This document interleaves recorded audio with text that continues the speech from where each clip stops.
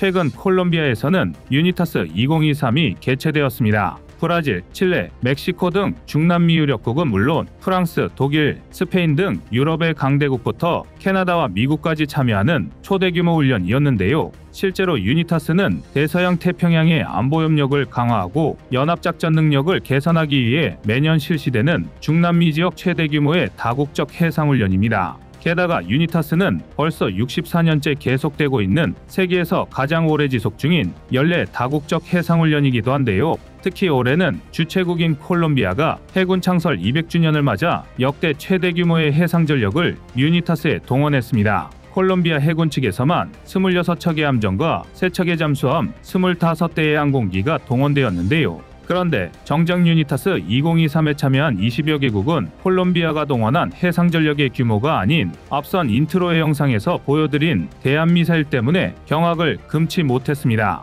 해당 대한미사일의 놀라운 정확도와 위력이 참가국들의 상상했던 것 이상이었던 건데요. 바로 대한민국이 콜롬비아에 수출한 국산 대한미사일 SSM-700K 해성이었습니다. 전장 5.46m, 구경 340mm의 해성은 아음속치고 비교적 크지만 최대 속도는 마하 약 0.95, 사거리만 180km가 넘는 우리 해군의 주력 대한미사일입니다. 일례로 해성은 충무공 이순신급 구축함과 세종대왕급 구축함부터 윤영하급 고속함과 인천급 대구급 호위함, 포항급 조개함 등에서 폭넓게 운용하고 있는 무장입니다. 그나마 단점이라고 할 수 있는 부분은 비교적 비싼 가격인데요. 해성은 한 발당 약 20억 원으로 대한미사일의 대명사라고 할 수 있는 미국의 RGM-84 하품보다 2배 이상 비싼 고가입니다. 하지만 반대로 이를 감수할 가치가 있을 정도로 성능이 뛰어납니다. 아닌 게 아니라 방금 말씀드린 콜롬비아조차 사회 전반과 군사적으로 미국과 매우 긴밀한 관계지만 그럼에도 대한민국의 해성을 수입했을 정도인데요. 그도 그럴 게 해성은 비행 중 최대 8개의 변침점을 지정할 수 있습니다.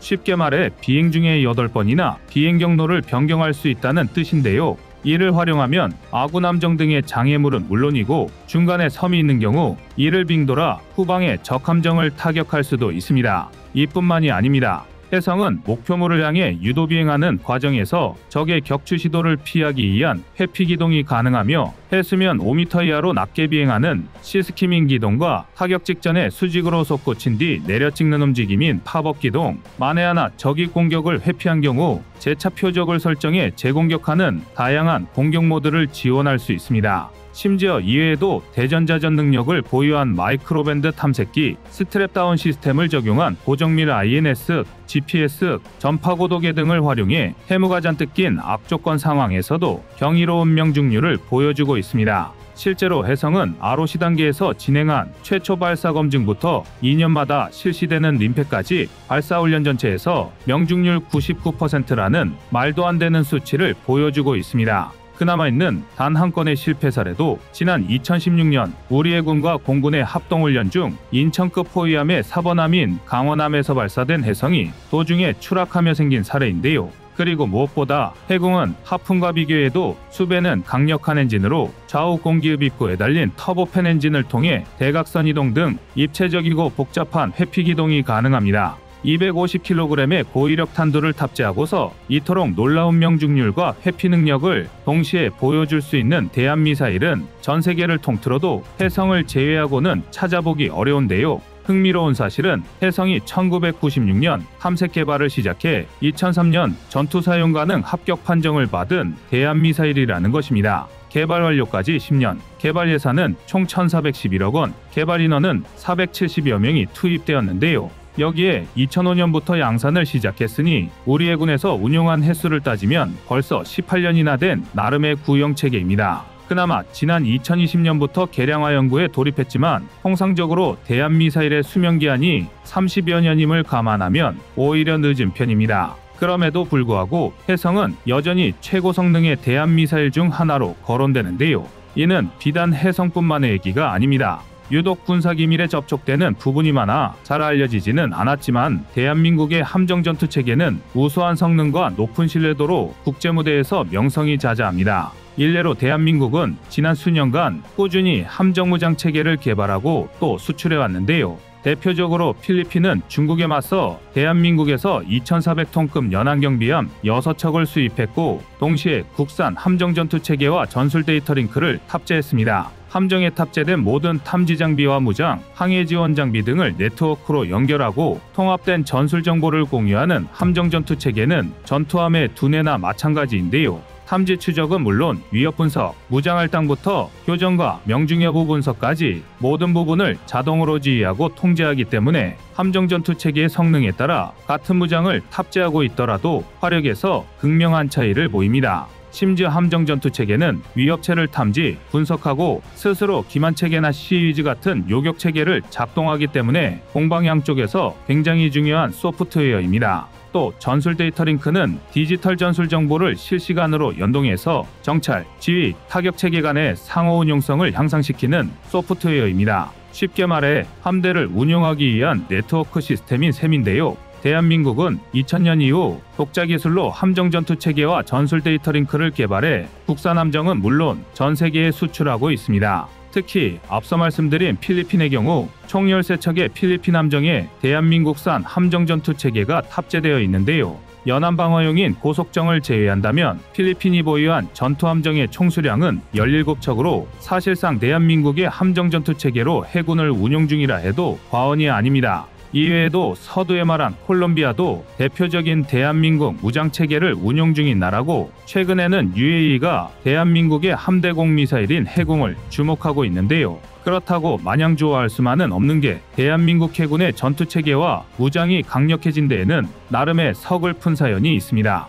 흔히들 우리 육군을 보고 포방부니, 화력 덕후니 하는 자조 섞인 별명을 부르곤 하지만 사실 이는 대한민국 군종 전반에 걸친 특이점입니다. 일례로 대한민국 영해수호의 최선봉인 윤영합급 유도탄 고속함의 경우 만재 배수량이 570톤에 불과한 소형 함정이지만 함수의 KP-76L 62 76mm 함포 함문, 한미의 40mm 노봉 함문과 추가로 K6 12.7mm 중기관총 2정과 해성대한 미사일 2연장 발사대 2개, 다수의 폭내까지 탑재하고 있습니다. 보통 원형항해가 가능한 초계함이나 호위함에나 탑재할 무장을 대한민국은 유도탄 고속함에 올려버린 것입니다. 오죽하면 그 오만하고 남 깔보기 좋아하는 중국조차도 윤영합급 유도탄 고속함과 자국의 02형 미사일 고속정을 비교하며 전투함정으로서의 화력과 범용성이 상당히 떨어진다고 지적할 정도입니다. 그나마 배수량 기준으로 037IG형 미사일 고속함이 윤영합급 유도탄 고속함과 비교할 만하지만 그래봐야 37mm 2연장 타입 76A 주포드문과 14.5mm 2연장 타입 69부 포드문 대한미사일 4개를 탑재한 게 전부입니다. 단순 화력 측면에서는 비교 불가인데요. 이에 더해 대한민국은 본격적인 대양작전 수행이 가능한 인천급 호위함부터는 4연장 해성발사대 2기, 4연장 해룡발사대 2기를 탑재하면서 웬만한 구축함급 전투함보다 2배는 많은 무장을 보유하고 있고 그것도 모자라 3연장 청상어 경월의 발사관 K마크32 모드5 2기와 127mm 함포를 탑재하고 있습니다. 심지어 배치2, 배치3인 대구급 호위함과 충남급 호위함에는 대한미사일 8발에 KVLS-16셀, 개발 중인 FFX 배치4에는 기존 이상의 무장을 탑재할 예정인데요. 현재가 완료되면 호위함만 총 26척으로 탑재된 미사일만 500기를 훌쩍 넘어갑니다. 여기에 현재 12척가량 보유한 구축함, 추후 건조 예정인 합동화력함까지 더해진다면 동해, 서해, 남해 어디로 얼마나 많은 적함정이 침투해오든 지옥을 보여줄 수 있습니다. 대한민국은 지정학적 한계상 절대 물량으로 적성국을 압도할 수 없습니다. 이는 비단 350척의 함정을 보유했다는 중국뿐만 아니라 가까이는 북한, 멀리는 일본도 마찬가지입니다. 그렇다면 결국 압도적인 질적 우위와 섣불리 덤벼들었다가는 역으로 박살이 날 수 있겠다는 생각이 들 만큼 막대한 화력만이 유일한 답입니다. 그리고 실제로 대한민국 해군은 이 두 가지 방법을 착실히 따르고 있는데요. UAE에서 대한민국 함정과 무장체계를 눈여겨보고 있는 것도 바로 이 때문입니다. 다름 아닌 이란 때문입니다. UAE와 이란은 걸프해역 호르무즈 해협에섬, 아부무사, 톤베쿠착, 톤베보조르그의 영유권을 두고 오랜 시간 물리적 대립을 이어왔습니다. 1971년 영국의 점령이 끝나고 UAE가 혼란한 틈을 타 이란이 이들 섬을 점령한 게 원인이었는데요. 시간이 지나고 UAE는 섬의 반환을 요구했지만 대려 이란은 아부무사 섬에 탄도미사일 발사대를 설치하는가 하면 다수의 전투함정과 고속정, 무인기, 공중전력을 추가로 투입해 군사기지화 해버렸습니다. 가장 폭이 좁은 부분이 고작 40km 내외인 호르무즈 해협은 세계 해상원유 운송량의 약 20%가 통과하는 말 그대로 금싸라기나 다름없는 해협인데요. 때문에 해당 해협을 놓고 UAE와 이란의 대립은 날이 갈수록 격해지고 있습니다. 그런데 문제는 두 나라의 해군력 격차에 있습니다. UAE가 현재 보유한 함정은 고속정과 소해함까지 전부 합쳐도 44척에 불과합니다. 여기에 추가로 상륙정 19척, 지원함 3척을 보유하고 있는데요. 그나마 최근 프랑스로부터 기함급인 만재 2700톤 초계함인 고인드급을 도입했지만 지난 밀리터리 단신 속보에서 전해드렸다시피 무장체계를 수입하지 못해 깡통배가 될 위기입니다. 이에 반해 이란은 전투함정만 67척, 상륙정 23척, 지원함 18척을 보유하고 있습니다. 심지어 이는 잠수함을 제외한 숫자인데요. 2025년 취역 예정인 기함급 함정 칼리에파스급 구축함은 배수량만 7,500톤으로 고인드의 2.5배 이상 규모입니다. 오래전부터 중국, 러시아와 군사적 이해 관계를 맺어온 이란은 두 나라로부터 다량의 군사장비와 무기체계를 수입해왔습니다. 덕분에 질은 낮아도 다량의 함정을 운용할 수 있었는데요. 결국 마법이라도 부리지 않는 한 UAE가 단시간에 해군력을 상승시키는 방법은 질적, 화력적 우위를 선점하는 방법뿐입니다. 그리고 이건 다름 아닌 대한민국의 전공 분야인데요. 대한민국의 군사력을 지탱해온 강력한 화력이 과연 세계 무대에서도 통용될 수 있을지는 앞으로의 시간이 증명할 것입니다. 이상 꺼리튜브였습니다.